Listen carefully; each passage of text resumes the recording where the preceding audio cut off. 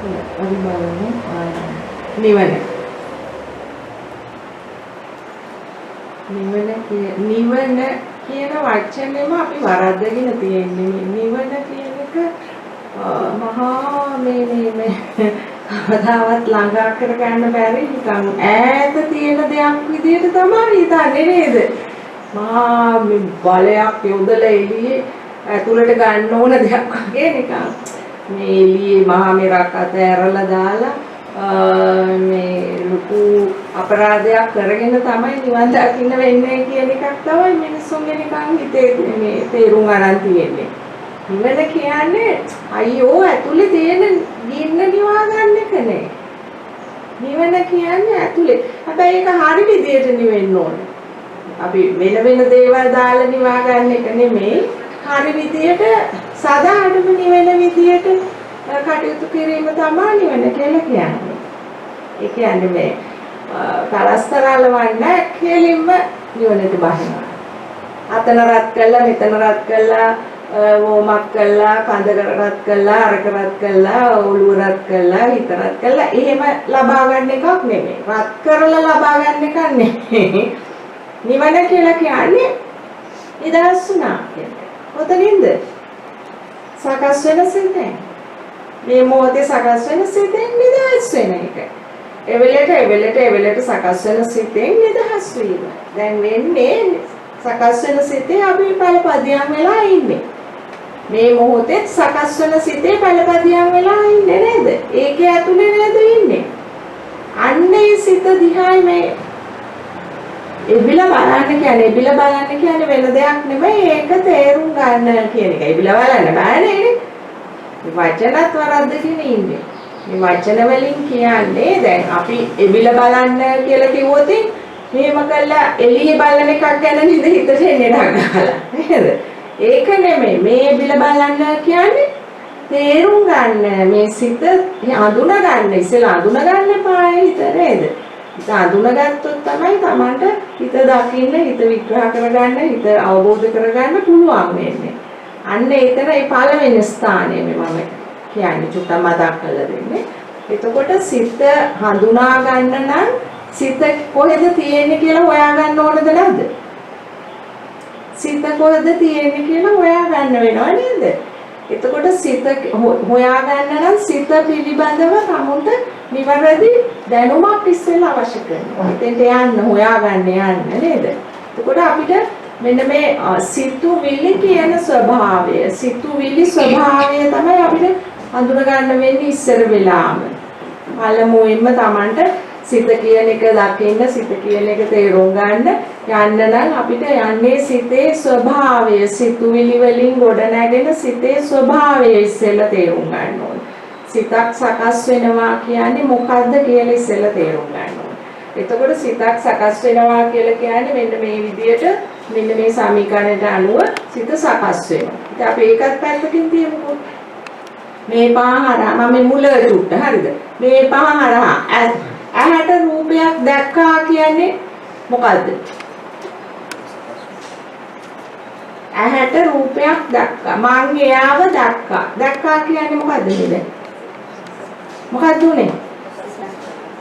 සිත සකස් වුණා නේද? එහෙනම් සිත සකස් වුණ එකයි දකින්න ඕන. ඇහැට රූපයක් මම එයා දැක්කා නෙමෙයි. ඇතුලේ මම එයා දැක්කේ. එළියේ නෙමෙයි මම එයා දැක්කේ. ඇතුලේ මම එයාව දැක්කේ. එතකොට දැකලා නිකන් ඉන්නේ නෑනේ හිත නේද? ඒ සිත සකස් වෙනවා. සකස් වෙලා වේගෙන් ඒ සිත තුල අන්න ඔයගලන් විනිශ්චයක් ගන්නවා. ඒ සම්පූර්ණ කතන්දරය හදලා තමුන්ගේ ඇතුලෙන් විනිශ්චයක් දෙනවා. ඇලීම සහ එක්ක ගැටීම තුල කෙලෙස් ඇවිස්සලා අන්න තමුන් ඒකට වශී වෙලා ඒක තුල බැඳි යන ස්වභාවයකටපත් වෙලා අන්න තුන්දොර අරලා එළියේ කර්ම කරනවා නේද? ඒතර ඕක තමයි මේ මිනිස්සු සත්වය සියලුම දෙනා කරන ක්‍රියාවලිය. හරි.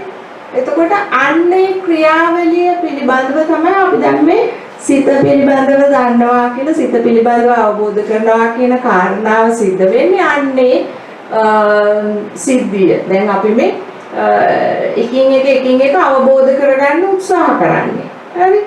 එතකොට එළියේ දැන් සාමාන්‍ය පෘථග්ජන මානසයේ එකපාරටම පටිච්චසමුප්පන්නව සිත ගොඩ නැගුණාම අපි පටිච්චසමුප්පන්න කියන වචනේ තදාරිමු. එකපාරටම සිත සකස් වුණු සැනින් තමන් දන්නේ නැහැ සිත සකස් වුණ එකක් දන්නේ නැහැ. එළියේ මම බැන්නා. එළියේ වචන පාවිච්චි කරා. එන එළියේ වචන පාවිච්චි කරා කියන්නේ සකස් වුණු සිත තමයි එළියේ ක්‍රියාත්මක වුනේ. අන්න එතකොට අන්න එතන තමයි දැන් Tamanට බලන්න වෙන්නේ ඉස්සෙල්ලාම. ඒක දන්නේ නැතුව ඇතුළට යන්න කොහොමද බෑනේ. මම මේ මුල් ටික අදමාව කෙනෙකුට නම් අදමාහන කෙනෙකුට නම් කොහොමද අපි මේ සිත දකින්නේ කියන කාරණා. මෙයා කියනවා සිත දකින්න කියලා. මොකද්ද අපි කරන්න ඕනේ කියන කාරණාව තුල උන පළවෙනිම අවස්ථාව තමයි සිත දකින්නවා කියන කාරණාව. එකපාරටම දකින්න බැරි අයට එළියේ තමුන්ගේ සිත සකස් වුණු බව දන්නේ. එළියේ වචන පාවිච්චි කරා කියන්නේම මොකද්ද? සිත සකස් වුණු බව දැක්කේ නැහැ. එන්නද? එතකොට එළියේ වචන පාවිච්චි කරන්නේම මම වෙලා, කෙරුමෙක් වෙලා, කෙනෙක් වෙලා. එහෙමද නැද්ද? එක්ක මම දන්නවා කියන තැන ඉඳන් නේද? නැත්නම් ගැටිලා එතන නැත්නම් ඇලිලා එතන එක්ක අම්ම වෙලා, එක්ක තාත්තා වෙලා, එක්ක සහෝදරිය වෙලා නේද? ඥාතියෙක් වෙලා, එක්ක පාරේ යන මිනිහෙක් වෙලා, එක්ක සාධාරණ කතා කරන කෙනෙක් වෙලා. පරිමාණත හොයන කෙනෙක් වෙලා. hina වෙන්න නෙමෙයි අන්ද. හරියට වැඩේ කරන්න ඕන. මේවා ඇහුවා නිකන් ඉඳලා වැඩක් නෑ. මේවා අහලා ගිහිල්ලා තව කෙනෙක් වෙලා අන්න අර මෑනියෝ මෙහෙමයි කියන්නේ එකක අනුතු ගන්නන්න යන්නේ නෙමෙයි මම මේ කියන්නේ. හරිද? තමුන්ගේ දුර්වලකම වසා ගන්න. තමුන් පරිපූර්ණ ස්වභාවයකටපත් වෙන්න. දැන් ඉන්නේ මහා වසල දැනක නේද? නේද? කට හරි නෑ නේද උගලගේ? හරි නෑ ඔබීචියට. නේද? වචනේ හරි නෑ. කෙනෙක් බුදුහාමුදුරු කිව්වේ ආරෂ්ඨාය මාර්ගය අපන්නේ වේකනේ නැතයි. වචනයක් ගැන කතා කරන්න ඕනේ නෑ නේද? අපිට සුදු වෙන තැන් දෙකක් කිව්වා. එකක් තුනක් තියෙනවා. එකක් ඇතුලේ ඒක පේන්නේ නෑනේ කොහොමද? එළියේ දෙකක් තියෙනවා. මොකද්ද? කයයි වචනයයි. කයින් කරන එක බලන්න. දන්නවද? කයින් කරන හයි කාර්ක. මම්මේ ඉතින් පොතේ තියෙන ආනගතය දත්තාදානේ අවකද ඔයගලගේ තියෙන්නේ? කාම මිත්‍යාචාරය. ඔය තුනේ කියන්නේ නේද? දැන් ඔය අරදැත්ත අතින් පයෙන් කරන්නේව තව. සත්තු මරණ එක විතරමද කරන්නේ? අය සත්තුන්ට ගාන එක? ඉසා පීඩා කරන එක? බාණින එක සත්තුන්ට? සත්තුන්ට බාණින එක? ඇයි ගෙදර මිනිස්සුන්ට බාණින එක?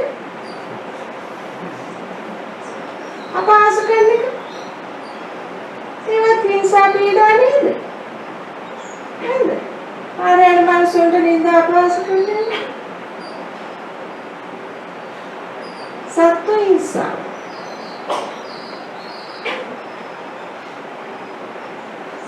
සයින් කරනේව කිව්වා තාර ගාලා පොතට ගියා. පොතේ තුනක්ද කොහෙද තියෙනවා? ඒ තුන කිව්වා. වචනෙන් කියන ඒවා කිව්වා තාර ගාලා පොතට ගියා.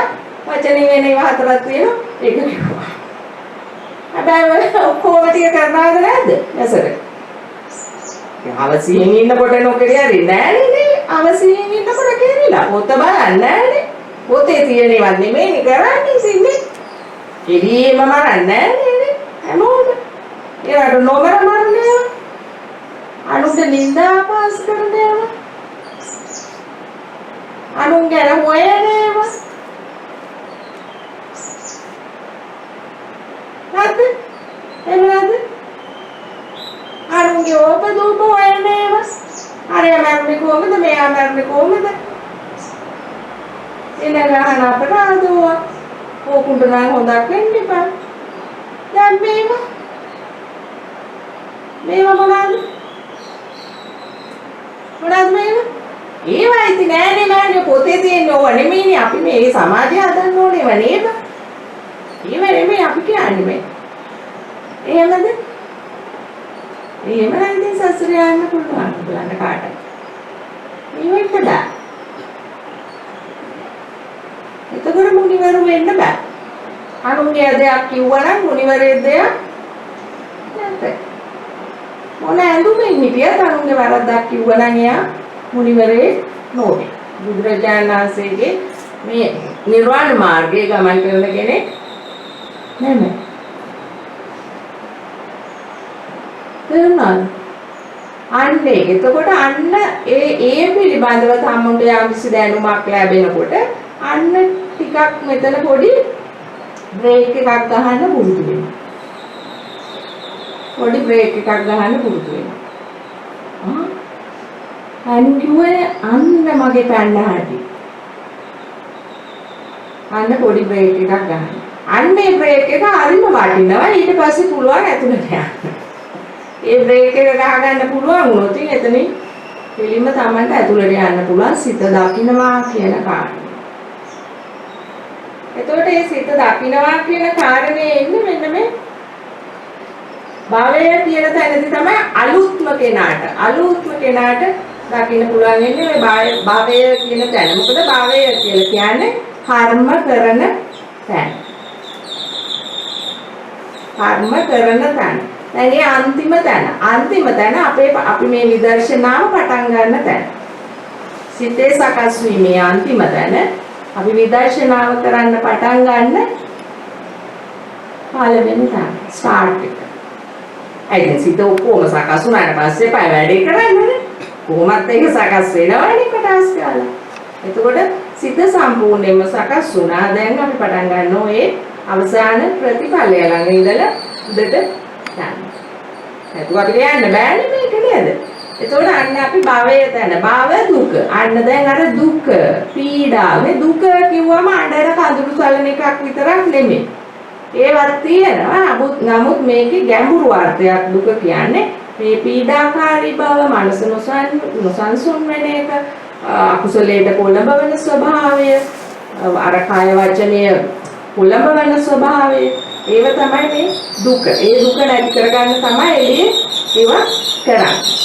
ඒකට ඒවා එහෙම එළිය කරලා හරියන්නේ නැහැ. එළිය කරාම තවත් ඇවිලෙන එකයි වෙන්නේ. එළිය කරන જાතිය තමයි ඇති වෙන්නේ. කියන්නේ ළඟ තවත් සසර යන්න වෙන එක තමයි වෙන්නේ. ඒ දැන් අපි හදන්නේ සසර යන එක මේ මොහොතේ සසරට වැටෙන තැනින් නවත්තන්න හදන්නේ.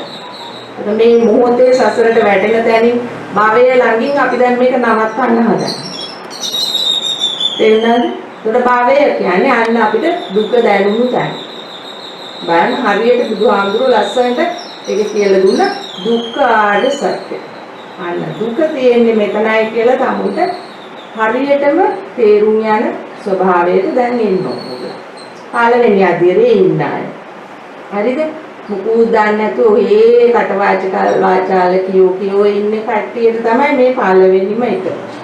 දුක මෙතනයි කියලා තේරුම් ගන්න. අට දෙලෙව්වනම් අන්න දුක තමයි ඒ දෙලෙව්වේ. දුක කියන්නේ මොකද්ද? හොඳ නැති තන. තමුන් සසරට දාන සහ මේ මොහොතේ සසරට වටන තැන. මේ මොහොතේ සසරට වටලා කර්ම සකස් වුණොත් තමයි අපිට දිගට යන්න වෙන්නේ. ඉපදෙමින් මැරෙමින් යන සංසාරේ යන්න වෙන්නේ. මේක දෙකක් තියෙනවා නේද? හැම එකේම දෙකක් තියෙනවා. මොනවාද හැම එකේම දෙකක් තියෙනවා කියන්නේ? අපිට දැන් මේ මොහොතේ උපත මරණයෙන් නිදහස් වෙන්න ඕන අභෞතිකව විද්‍යාව පහළ කරගන්න ඕන මේ මොහොතේ ඉපදෙන සිත මේ මොහොතේ මරණ හැටි දැකීම තුලින්. එහෙම නැත්නම් මේ මොහොතේ හටගන්න සිත මේ මොහොතේ නිරෝධ කිරීම තුලින් තමයි අපිට සංසාරේ යන සසරේ නිදහස් වෙන්නේ. එතකොට මේ මොහොතේ ඔය බණිනවා කියන්නේ මේ මොහොතේ ඉන්නේ සසරේ. එතකොට මේ මොහොතේ සසරේ හිටියොතින් බැන්නොත් Tamanට කර්ම සකස් වෙනවා. එතකොට ඒ කර්ම වලින් Tamanට යන්න වෙනවා සංසාරේ. එතකොට ඒ කර්ම වලින් සසරේ යනවා කියන්නේ ඔහොම කර්ම කර ඉන්නකොට කොයි වෙලාවක හරි තමුන්ගේ කර්මානුරූපව තමුන්ගේ ආයුෂ ඉවර වෙලා කර්ම ශක්තිය ඉවර වෙලා තව තැනකට චුත වෙන්න යනවා. කවුද ගතද සිතද? චුත වෙන්නේ? සිත. අන්නේ සිත දැන් චුත වෙන්න හදනකොට මේ හැව බිමට වැටෙනවා. මේ හැවට ඒ සිතෙන්ම හදලා දුන්නු ආයුෂය දැන් ඉවරයි. ඒ නිසා මෙයා බිමට දානකොට මෙයා කරන්නේ තව තැනකට අන්න අර හැම වෙලාවෙම හද හිටිය නේද හිත? අන්න ඒක තව තැනකට ලස්සනට කර්මයක් සකස් කරලා හදා ගන්න ඔය ඊළඟ තැනට යන්න. අපිට ඒක මොකක් වෙයිද කියලා කියන්න පුළුවන්ද? කියන්න බෑ. ඔතන හිටියොත්. හැබැයි අපි මේ මනස දියුණු කරොත් අන්න අපි ඔන්න ඔය කියන ඔය අකුසලයෙන් නිදහස් වෙවි අපි ඇතුළට රිංග ගත්තොත් මේක. දැන් ඉන්නේ අපි එළියේනේ. එළියේ ඉන්න නැතුව අපි ඔය අකුසලයේ දැකලා ඔය අකුසලයෙන් නිදහස් වුණොත් අන්න අපි දැන් ඇතුළේ ඉන්නේ. දැන් අපිට ටික අපි අපේ සකස් වෙන සිතට ලං වෙලාද නැද්ද? දැන් ඉන්නේ දුරස් වෙලා. දැන් තේරෙන්නේ නැහැ සිත. සිත ගව ගානක් තමයි තාත වගේ පේන්නේ. නවත්ත ගන්න බෑ තේරෙන්නේ නැහැ. අනේ තේරෙන්නේ නැහැ අපිට සිත කියලා. දැන් ඉන්නේ. දැන් මේ විදර්ශනාව තුල යනකොට තමුගේ ප්‍රඥාව අවදි වෙවි තමුගේ ආධ්‍යාත්මයේ ධර්මත්ම පහදලිව පෙන්වන්නේ දැකීමේ හැකියාව ඒ ශක්තිය ඇති වෙනවද නැද්ද? ඇති වෙන්න පටන් ගන්නවා.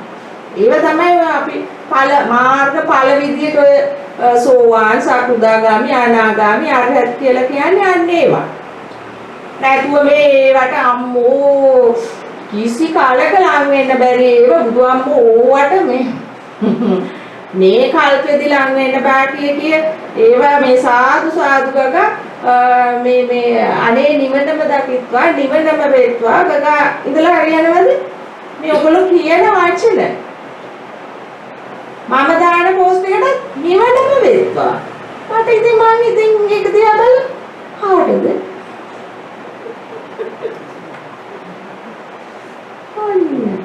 නිවනම වේත්වා ඕකමයි කියන්නේ.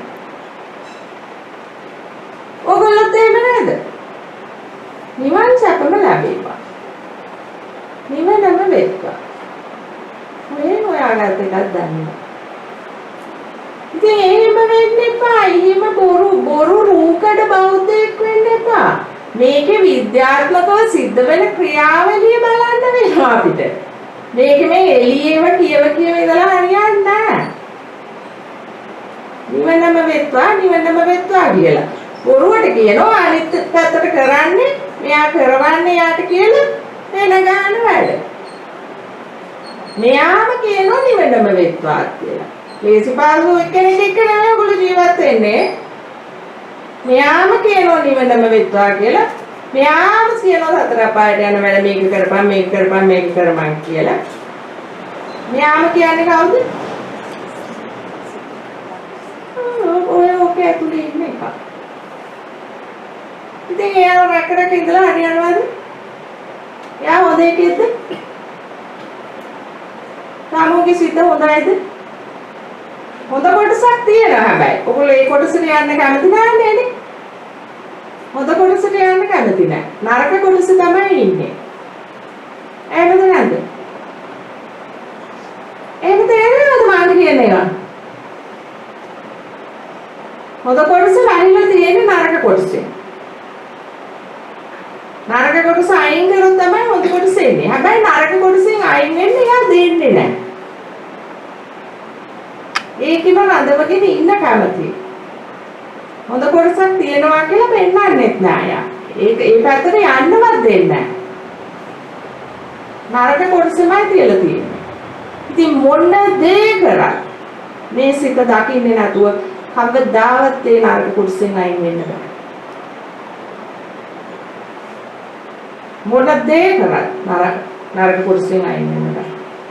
එහෙනම් නරක කොටස හැදෙන තැන අයින් කරන්නම වෙනවා. අත අරින්නම වෙනවා. ඒ කියන්නේ සකස් වෙන සිත තේරුම් ගැනීම තුලින් අවබෝධ කිරීම තුලින් අතහරින්නම වෙනවා. අතහරින්න කියලා කරන්න දෙයක් නෑ ඔයගලන්ට භෞතිකව. ප්‍රඥාවෙන් යන වැඩක් නෙමෙයි. භෞතිකව කරන වැඩක් නෙමෙයි. ප්‍රඥාවෙන් කරන වැඩක්. දැකීම කියන්නේ ප්‍රඥාව. දැකීම කියන්නේ අන්න ආරෂ්ඨායක මාර්ගය ඕපන් කරනවා. දොර අරිනවා ඒක. දැන් දොර අරගන්න බැරුව නෙමෙයි ඉන්නේ. එක එක ක්‍රම කරන දොර අරගන්න බැරුව ආරෂ්ඨායක මාර්ගය. දැන් ඒක වහලානේ තියෙන්නේ. නරක කොටස දැන් උඩට ඇවිල්ලා තියෙන්නේ. අනාර්ය අට තමයි දැන් ක්‍රියාත්මක. අනාර්ය අට නේද දැන් ක්‍රියාත්මක. එහෙනම් තේරෙනවද? තේරුම් ගන්න මේ තමුන්ගේ ඔය ඇතුලේ වෙන වැඩේ. ඕක තේරුම් ගන්න නැතුව මේ විශාරදින්ගේ බණ හොයයි කියලා වැඩක් වෙන්නේ නැහැ. තමුන්ට සැනසීම ඕන, තමුන්ට සසරෙන් ගැලවෙන්න ඕන, තමුන් හිමින්සරේ විශාරදෙක් වෙලා තමුන්ගේ ඇතුළාන්තේ පිරික්සන්න. ඔය කුණු කන්දල් හැදෙන හැටි දකින්න. තේරුම් ගන්න දකින්නවා කියන්නේ තේරුම් ගන්නවා. ඒව හැදෙන හැටි තමයි තේරුම් යනවා. අවබෝධ වෙන්න පටන් ගන්නවා. පොඩි දේවල් තමයි වෙන්නේ. හැබැයි ඕගොල්ලෝ මේ පොඩි දේවල් වලින් තමයි විශාල සංසාරේ යන්නේ අපි. ඒ වුණාට අපි දන්නේ නැහැ. ඉරිසියා